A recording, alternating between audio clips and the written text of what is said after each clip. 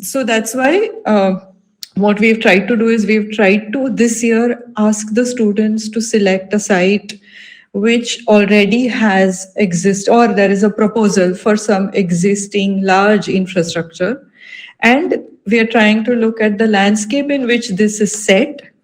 How can that actually help the development, and how can the infrastructure actually improve the landscape? So I think that's what we are trying to do. We are trying to marry the two seemingly very different uh,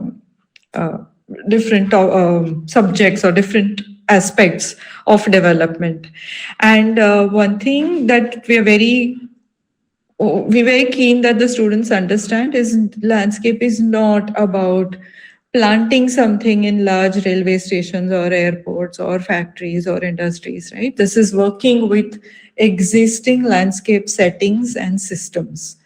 So having said that, I think I'll let Aparna and Maithili add to it. And maybe once they do, we could make it a little more interactive. The students could ask and we could answer, because I think whatever we want to say is already listed in the brief. But maybe Aparna and Maithili can just add to what I'm trying to say. Go ahead, any one of you. Yeah, hi. Am I audible? Yes. Yeah. Okay, I think overall, I think the brief takes us back to Annie. Annie, from in which Annie gives it to those ones. So I think it's a beautiful brief. I think it's a fun brief, and it's also at a point where our cities are growing and the infrastructure is taking on with respect to metros, and a lot of transit multimodal development is happening. And I think it's the ideal time to look at these projects. And there is a huge immense scope in terms of weaving in the blue-green infrastructure, the BGI that Shilpa has been talking about, and also look at how these projects can showcase certain strategies that are core and essential to the development directions that these projects are taking. I'm looking forward to any specific questions in that sense. But I think if you've read the brief, it is extremely clear as to what it entails and what it aspires to do, what the project is expecting you to do. Over to Maithili if she has to add to it.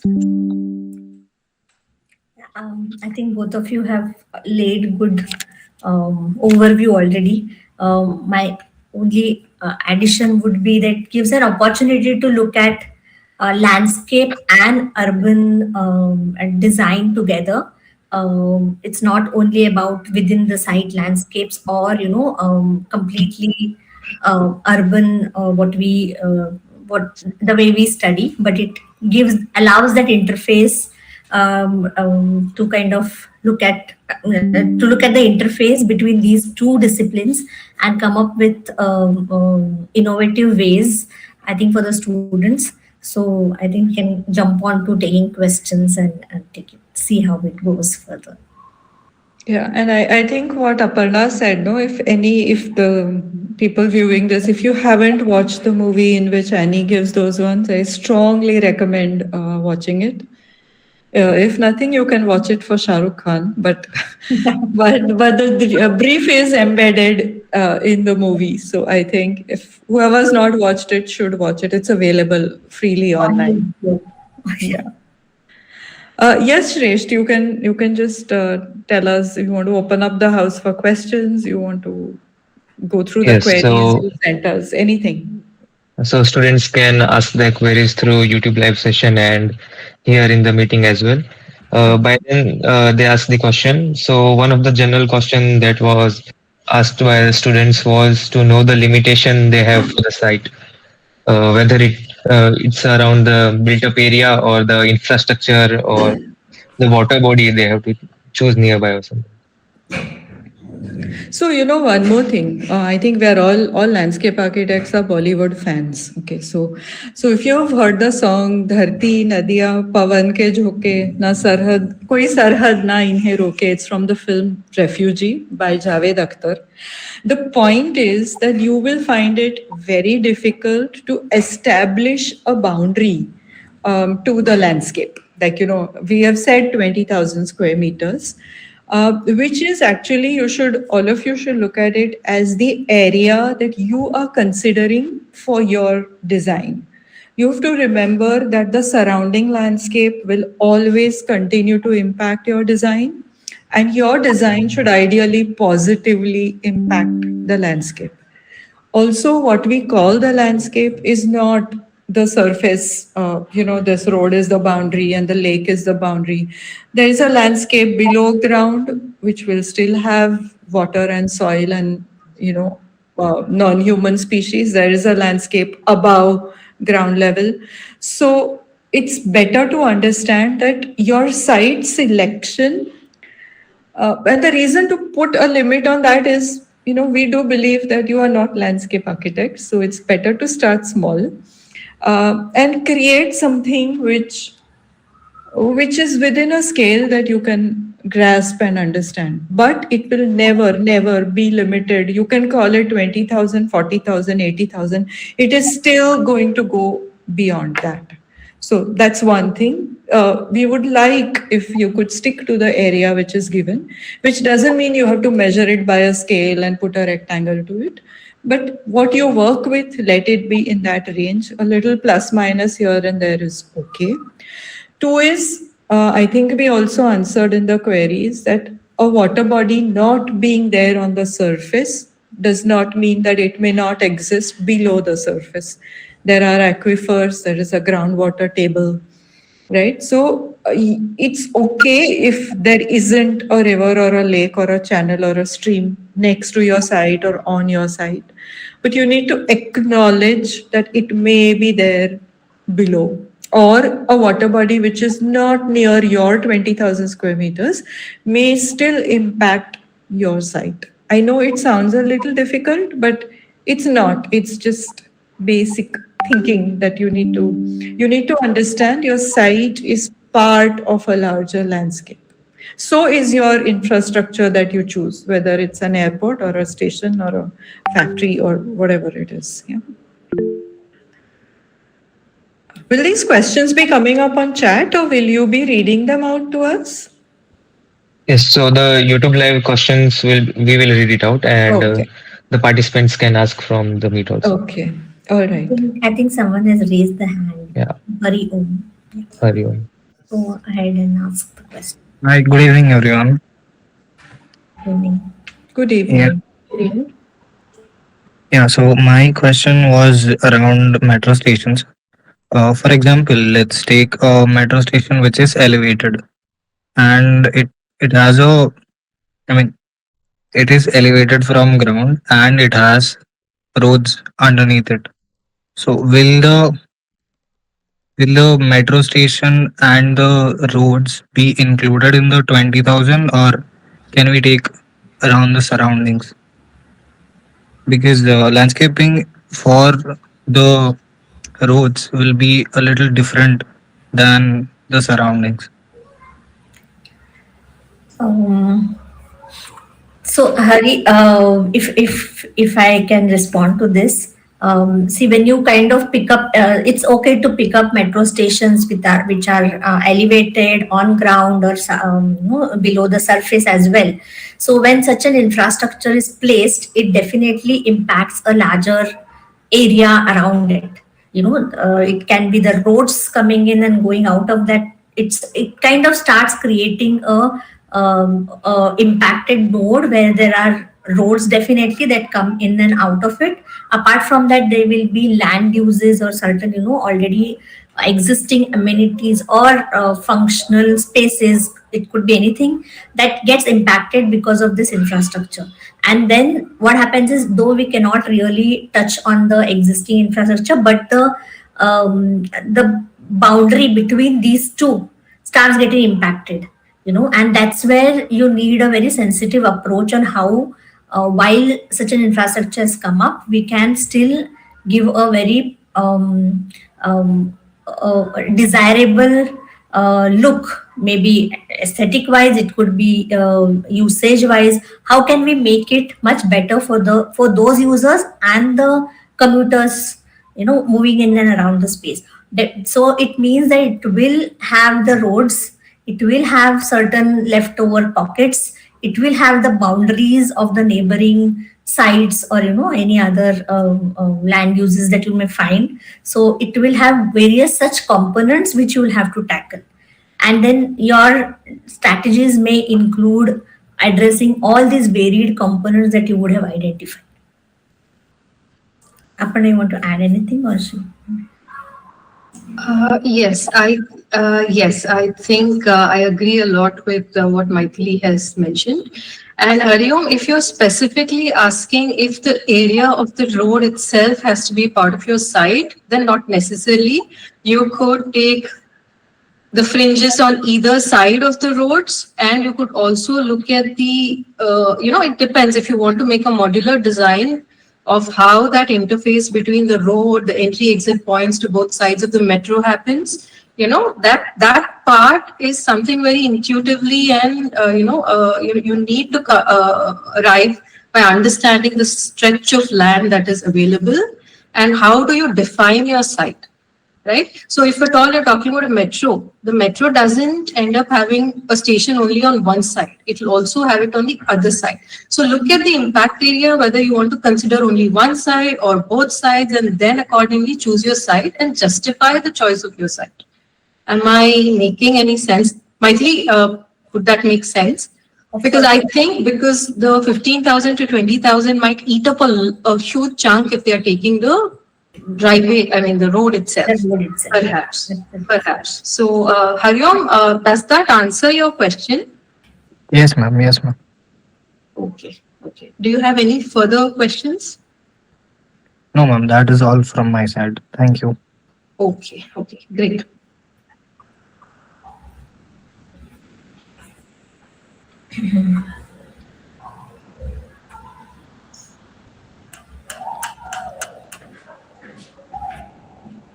Anyone else would like to go next, or should we have to go back to you? Let's see if someone has another query. I would also say try to understand the term nature-based solutions as as one of the ways of addressing or as a starting point to your design, because another thing is infrastructure may require parking, it may require public transportation for last mile connectivity. You might end up designing pedestrian plazas, which is all fine, but still look at those elements to address maybe if there's any flooding, maybe if there's a requirement for shade, maybe if there is a requirement for pervious surfaces. So we cannot deny that with infrastructure comes more infrastructure. So it's not ke metro ho gaya to uske baaju mein we need an urban forest. It's great if you can do that, but understand that whatever you do, if it is in sync with the natural systems existing and anticipated issues, again with regards to flooding or radiation. You have heat radiating surfaces, people cannot walk, people cannot use those surfaces. So, and you don't need to provide parking for 250 cars, then all your 20,000 square meters is gone, right? So don't try to look at solutions which are going to add to the problem.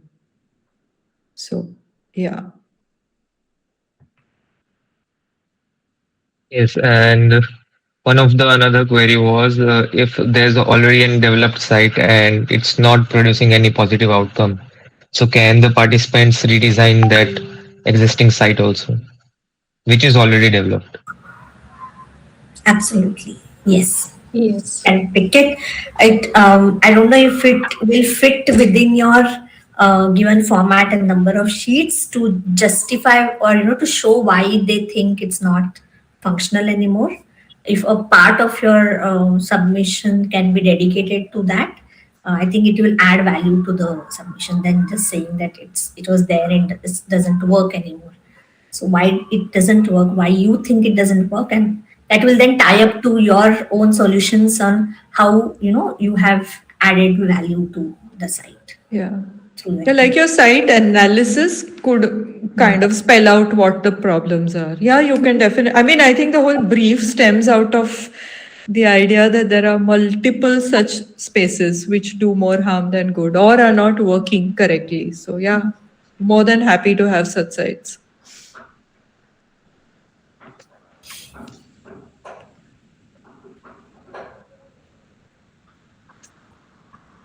So there was a question in the questionnaire that I would like to, spell out. There was a question which said whether the site can be in the peri-urban areas, and it can. Or the edge of the city. So the I think one should be careful on. Yes, definitely it can be in the peri-urban city edge conditions, but be careful on the site, as in the infrastructure project that you choose should be a proposed or under development one, and not something that the student proposes by themselves. I think that is something that everyone has to be slightly careful about.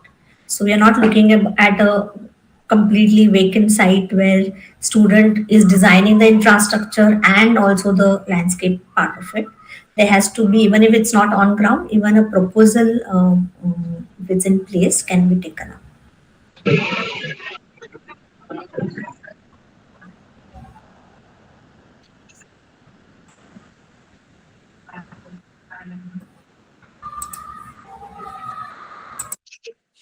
This is the quietest decoding session I have ever attended. Usually there are questions and more questions. I think that's then. I think it makes sense that the brief is extremely well spelled out and well written. So people don't seem to have questions.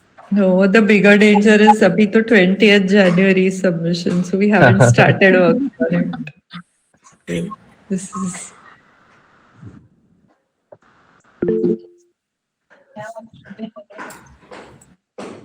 Yes, yeah.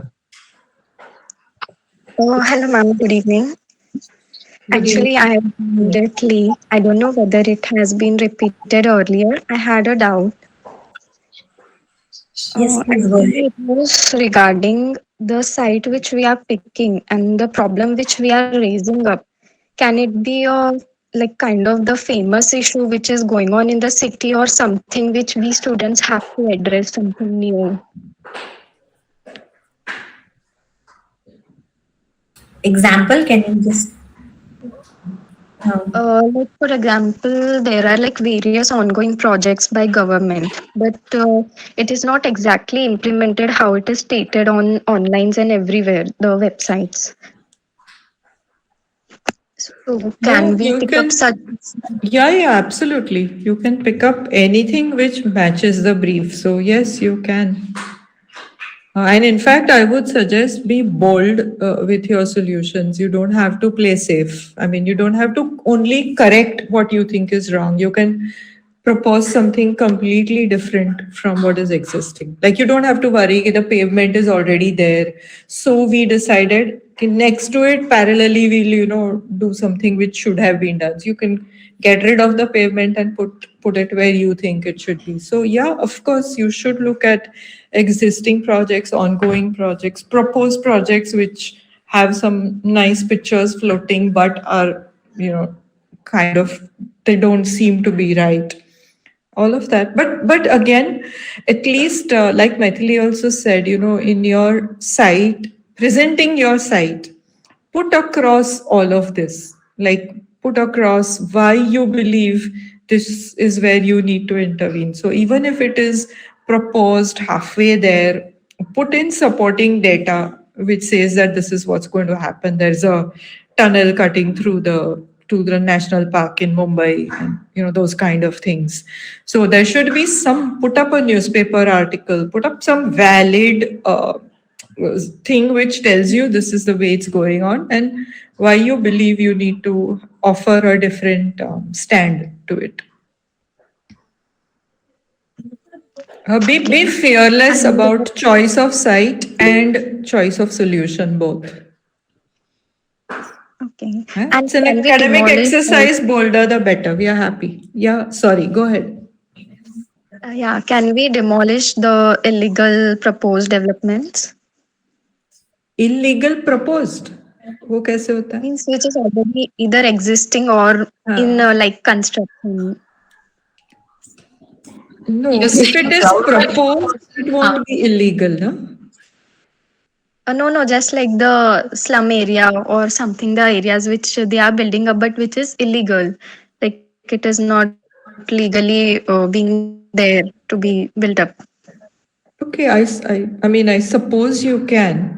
Again, I think the context is important. If they have been existing before the infrastructure, I mean, I think you just need to clearly present the picture. Yes, you can. I mean, you can remove encroachments. People may not even be safe living next to railway lines or at the airport boundaries or something, or wherever that you're considering. Or if there is some toxicity in the water due to some industry or so yeah, you can again. I think it's all a part of presenting your site analysis, where you say if you're moving some land use, if you're changing something, why are you doing that? It's a one liner. It's not like we are looking at records of years or something. You can just say that this is illegal or this is encroachment, this is unsafe, and you're proposing to shift it. I'd like to add, Arya. So when you're talking about these, squatters or encroachments, just study them better, like how they're suggesting. But also be aware of what transit-oriented development-related policy document also suggests. It very clearly says within the 800 meters sort of a distance. I suggest you go through these policies first of all. It also says that the 30% of area has to be allocated for EWS, LIG and MIG segment of residential buildings. Now, if you look at examples in east of Delhi, I think they have successfully with DDA implemented these projects where there's a huge slum which they have rehabilitated, taken that area and built these high rises. One needs to understand that when you're looking at a transit TOD project, it also means that you're looking at a high density mixed use development, right? So when you're saying, I will remove this, look at the size and nature of settlement. And if you can say that within half or one-fourth of that site availability, you can construct these, high rises where you can rehabilitate them, then great, So just study that and justify. If there are encroachments which are coming onto the roads and onto the tracks and things like that, of course they can be removed or demolished. So safety standards, yes, but of course look at how would you relocate them. It's just not erasing people in the urban realm, right?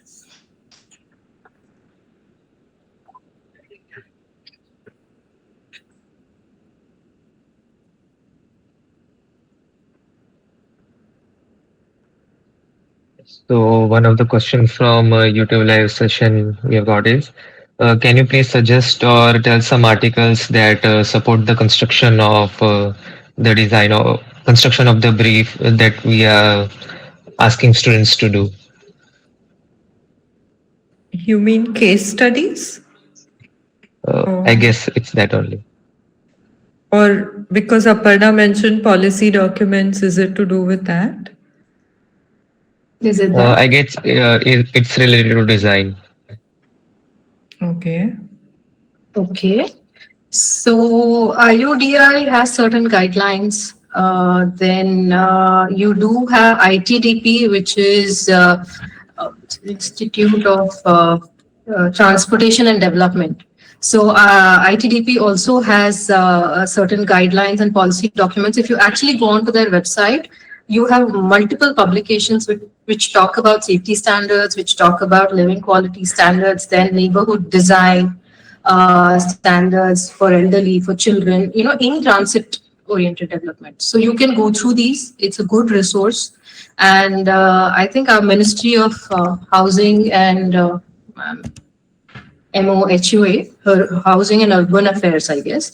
Yeah. So they have, if you go onto their website, there's a policy document which has been developed in collaboration with a lot of agencies.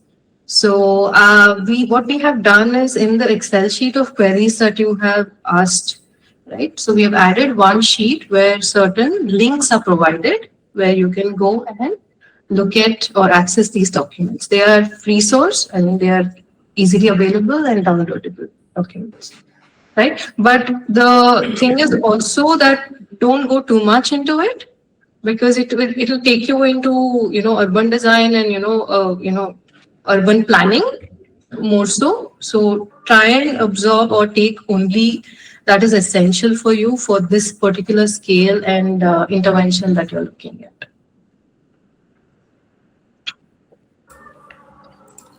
Yeah, I think case studies directly may be a little difficult because that really depends on what infrastructure you're looking at. So that's why, these words, blue, green infrastructure, nature-based solutions, I think if you just look at those and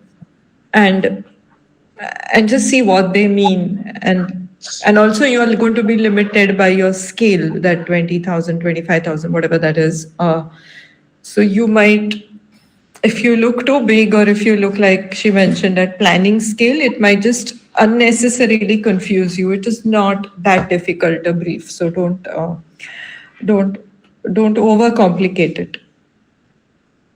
Yeah, Maithili, you were saying something. I think I interrupted. No, I was trying to type in more, but it's not allowing me. Even DUIC, Delhi Urban Arts Commission, has well documented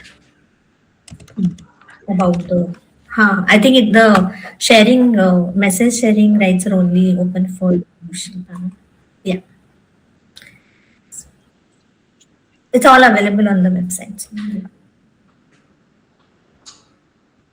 So just to add, the scales that we're looking at with the project size or site size that has been given to you of 15,000 to 20,000, which roughly is again 3 to 5 acres, which falls somewhere there. So within that, see, when you're looking at intervention scales, you're looking at a micro, meso or a neighborhood level scale, and you're looking at a macro, which is city level scale. So the site that you pick, like in one of the questions, somebody was asking, should I pick a water body, right? So you need not look at those scales of intervention. You can pick a site, and like even Maithili was mentioning, I think she was answering some of those questions as well. So water, when you're looking at water infrastructure or something like that, or water related ecology, you are looking at two things. You're looking at runoff and percolation. Now, primary thing one needs to understand is that you not necessarily have to have a stream or a lake or a river connection to your site. You can find the site, you can give macro level interventions, you can give neighborhood level interventions. And the thing that you need to understand is there is either runoff generated because of your transit corridors, because they are all hard paved, your cycle tracks are hard paved, your roads are hard paved, your, let us say your metro rail is a hard paved surface. End of the day, it generates a lot of runoff, right? So the idea is to capture that runoff, right? So the paved areas generate runoff, while your softscape allows for percolation. So you need to look at some ideas where you can balance this out. So if there is 50% paved area because of the typology itself, don't try to put more paving, right? So look at pervious and impervious surfaces as strategies. And the other thing I would like to say is when you're looking at, let us say, blue-green infrastructure, then, how does it support habitat around it? Now, we're not talking about urban forests, right? But we are looking at little pocket parks, which are both public infrastructure for people, for society that lives in that area, in that belt. And we are also looking at habitats such as, let us say, pollinators. You're looking at little birds that can nest, right? You're looking at nocturnal insects. But we are not looking at the tigers or the elephants, right? So we are not looking at those scales. We are looking at very minor, doable sort of scales that you interact with on a daily basis, right? So you need to understand the scale. So do not zoom out so much and do not think that 3 or 5 acres is too small. There are multiple strategies where you can integrate these ideas and work and improve this whole development that you're choosing. So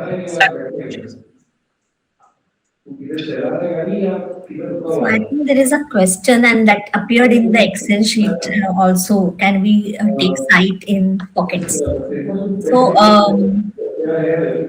so when such infrastructure develops in a city, first thing it does is fragments the area into smaller pockets. So of course, yes, your site can be a cumulative of multiple such impacted pockets, which will add value to the immediate neighborhoods where they are in. Plus, as a whole, you're trying to address that entire area which has been impacted. So then it depends on the designer's ideas on how you tie them up with a common theme, maybe, or you kind of have various themes to work on. So that is your call. But then, of course, yes, you can pick various pockets um, as a site of yours.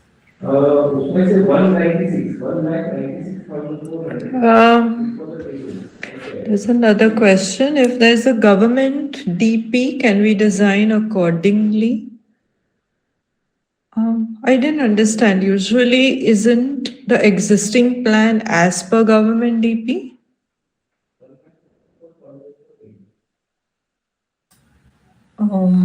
Whoever's put this question, Manav, can you elaborate, or maybe you can put your mic on and maybe tell us? I think he means if there is already a proposed government plan, can we design accordingly, or do we need to stick to existing plan?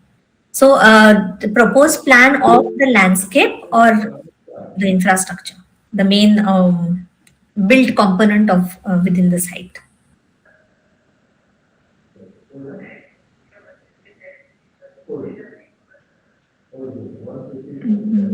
So if it's a built component, then I see we are not looking at you to design the build too much.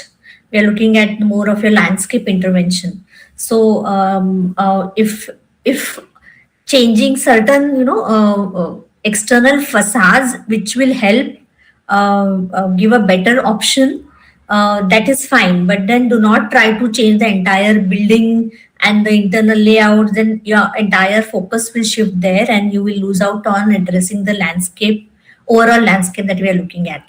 So take most of it as it is and address the external areas is what, if that is what you're asking, and if this answers your question.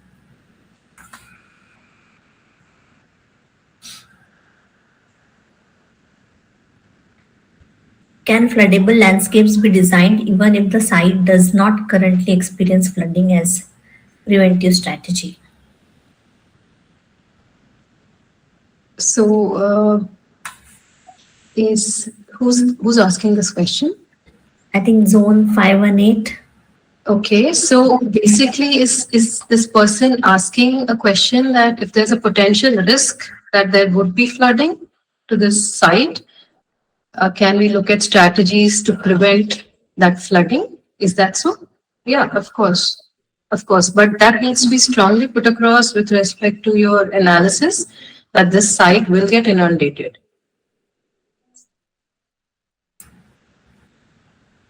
Is that the question, Shresht? Can please Z158 turn on the mic and ask?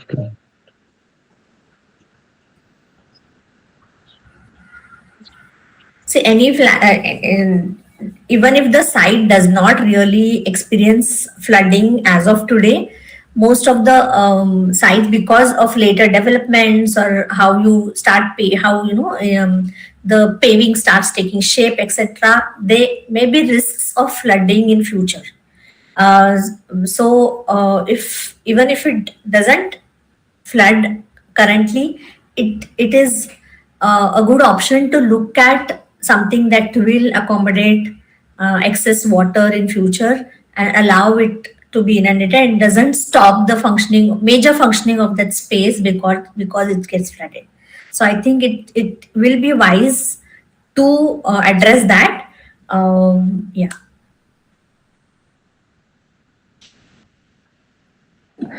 I think the previous question is still feeling Yeah, I think, unanswered. Yeah. yeah. If so, okay. If it is a city planning and it is already landscape patch allotted, um, see, in a city planning, if a landscape plot is allotted, you mean if the landscape boundary, or they would have identified it as an open ground, open area, or whatever, open space. Of course, yes, but if you think because of the added infrastructure built footprint, the the open space and the nearby open, if there are any fragmentation that have happened, then that can be uh, added to your site, which you can address holistically. I think that should be the approach you can take. We are open to you re-looking at the um, uh, at what is identified as open space in the city planning or development plans that you mentioned, definitely, but do not change it so much that the entire the impacts of it are seen in the traffic and everything else. So as long as it's within the doable and logical framework, I think it's fine. I would also just give a see, it is an academic exercise and it is a design competition. So, suppose there's a bus depot that you're looking at, and there is a proposed, high-rise commercial building. The next plot is a commercial building, and you want to envisage it as a city park. I think you can do that. And you can simply say that one more commercial complex is not needed. Or you can simply shut up and not say that it is reserved for a commercial activity. I mean, I'm just saying take academic liberties here, provided they enhance your solution. Like, they really make that bus depot into a place to meet, a place that the city starts valuing, a place that takes care of the runoff from that entire asphalted or concreted surface of a bus depot. So I think one can also suggest that, there'll be 2 floors or 3 floors are only stilts and everything is built above that, and the commercial complex can still happen.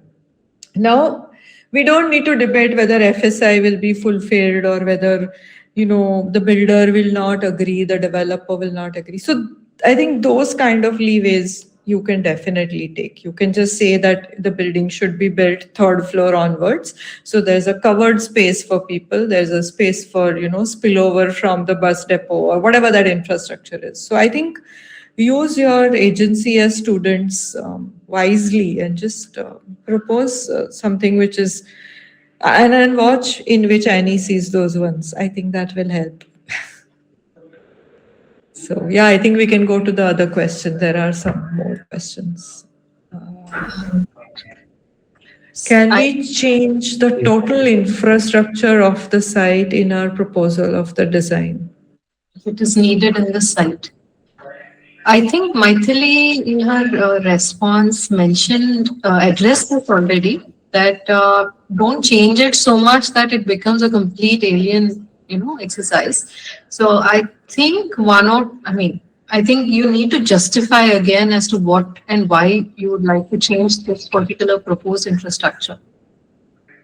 And that it is not needed and something else is far more important in its place. I think Shasvina Padmanabhan. So Yeah. And can we go to the next question? What site area should we consider? What site area should we consider the area of infrastructural development, that is highway, canal, or surrounding area which is impacted by it? So my understanding is that try and consider the surrounding area that's impacted by it. And of course, the context is this particular infrastructural development that you're talking about. So the worry is again, if we consider your entire infrastructural development, then all your 4 acres will be consumed by it, right? So yeah, look at the area that is impacted by it, adjacent to it. Yeah.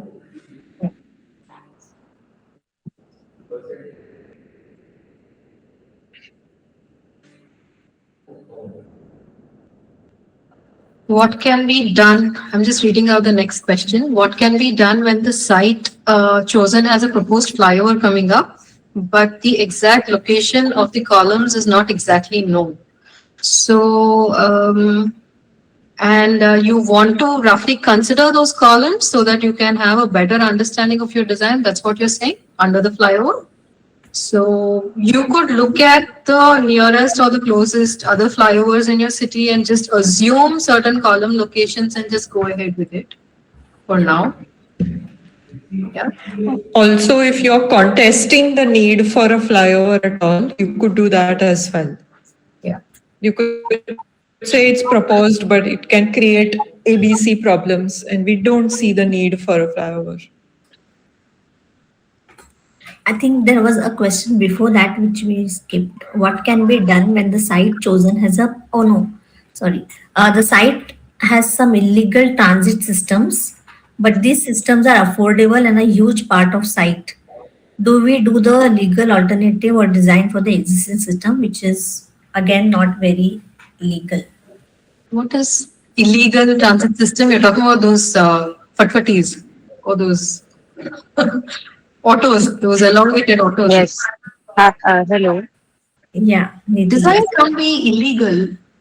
I think whatever you Hello. put in the public realm needs to be legal. Whatever you're proposing as design needs to be legal for it to work.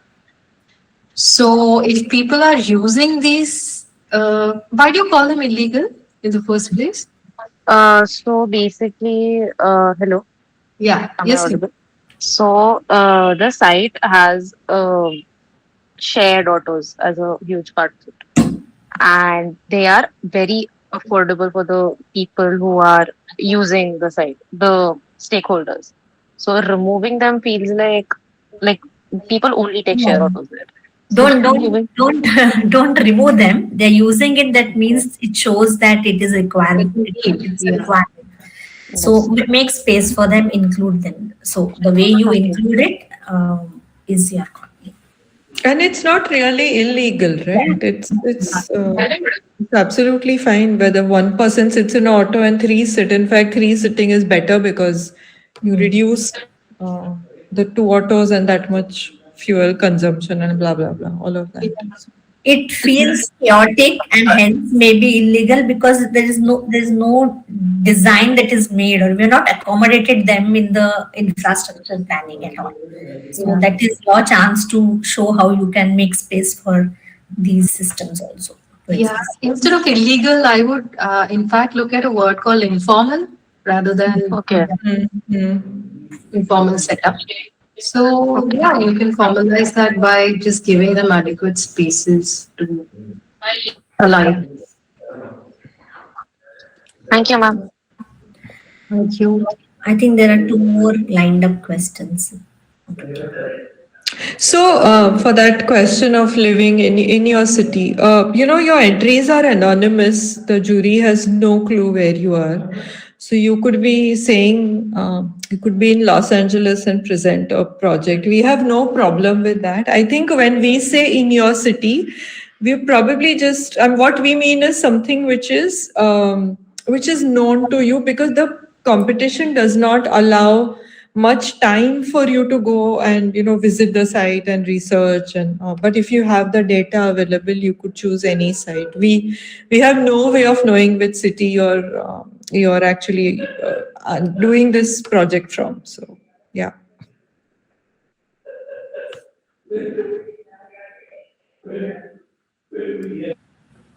Manya, your question, I think we have answered it also initially, that we are not looking at you to design the built up or the built components and the architecture part of it.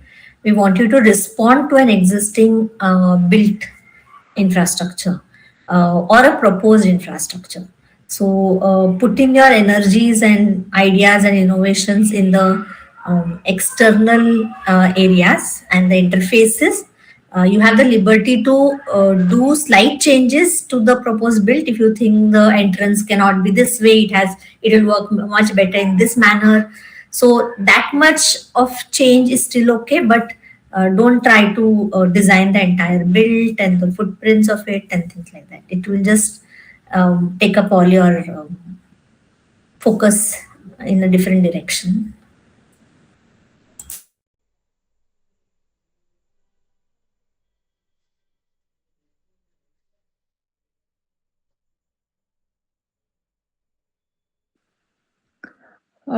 Sai, yes, Sai, you can consider the area surrounding your infrastructure for your area calculation. But I think it's going to be different for different conditions. So if it's a railway station, yes, you or a metro station, you will have to if you take that, it'll eat away all your 20,000.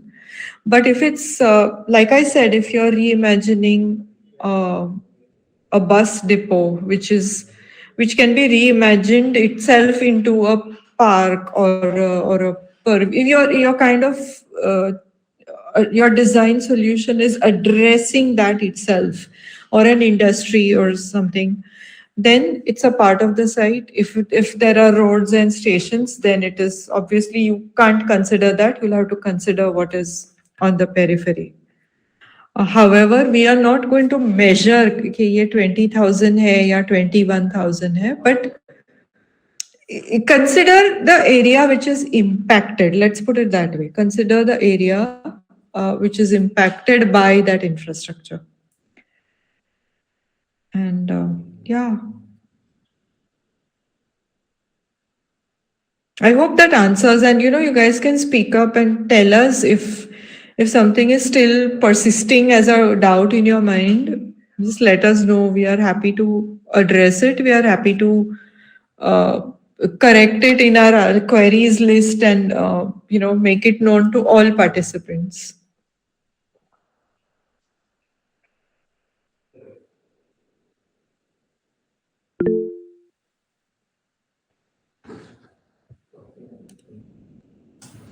Yes, Vaibhavi.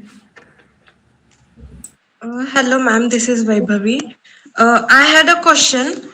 If in the DP map there is a landscape patch proposed alongside the canal, and in existence there is some encroachment done alongside it, should we consider the DP map or the existing one, or can we remove the encroachment if it's doable?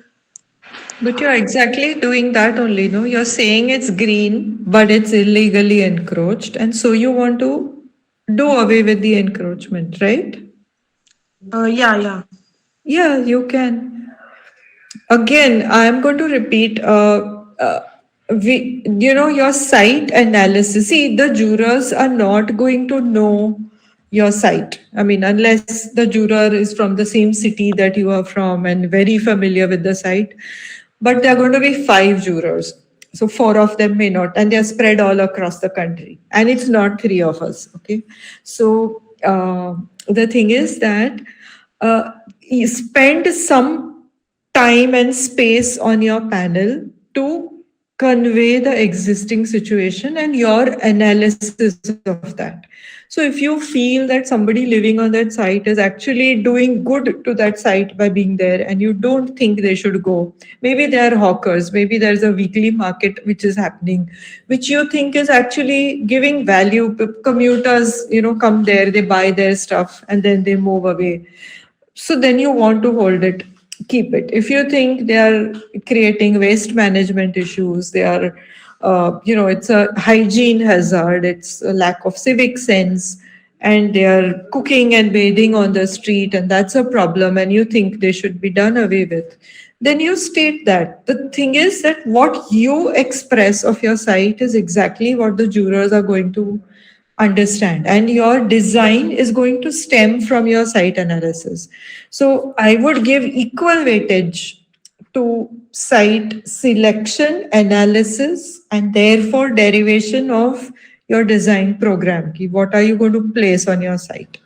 So yeah, I think it's you can do whatever you want, provided you are able to explain and justify why. I hope that's clear. Like even in the marking grading criteria, no, we give equal weightage to the site selection and analysis of that, and that leading to your design solution. So having like that design solution very fantastic, but not the jurors not being able to understand why that is the case. That's where the disconnect and the problem may lie. So whatever you do, see that your panel explains that. Is that clear, Vaibhavi and everyone else? Yes, thank you, ma'am. Yeah.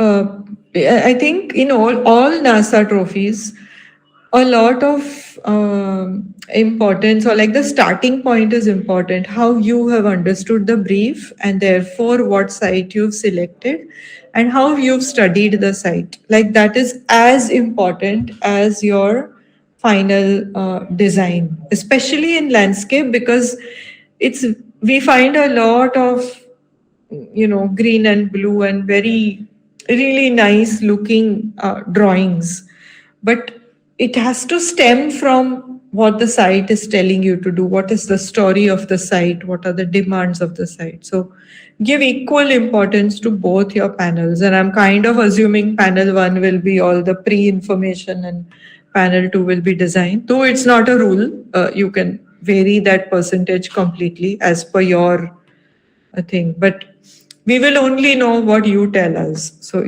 that way it's important.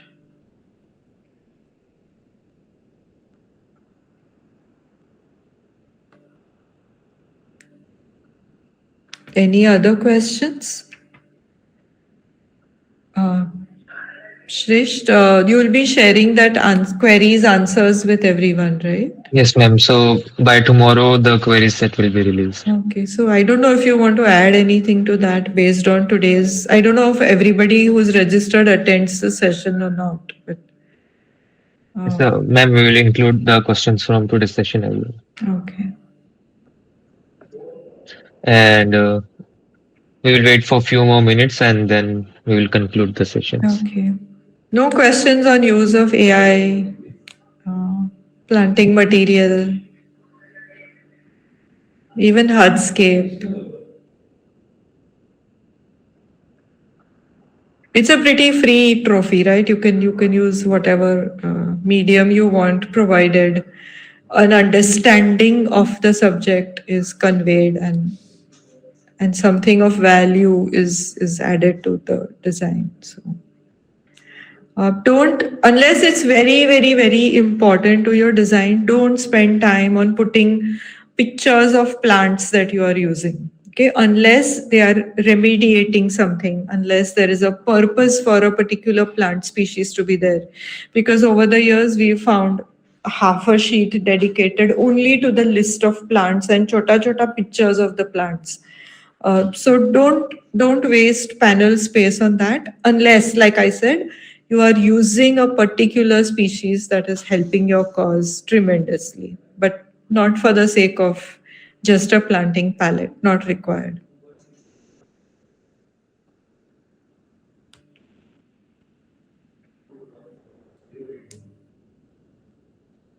Okay, any other questions?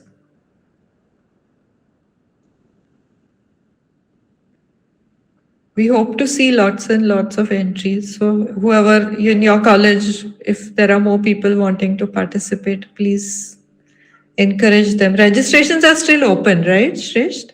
Yes, ma'am. Yeah. So students still have time to register. Okay.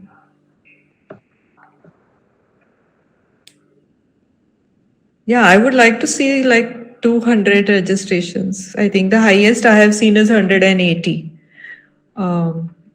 That was, I think, the year before COVID. So I would like to see. I think it's dipped a little bit, though it's not gone below 100, but I would like it closer to 200 than 100. So please spread We the hope. message, guys. uh, Yeah, yeah.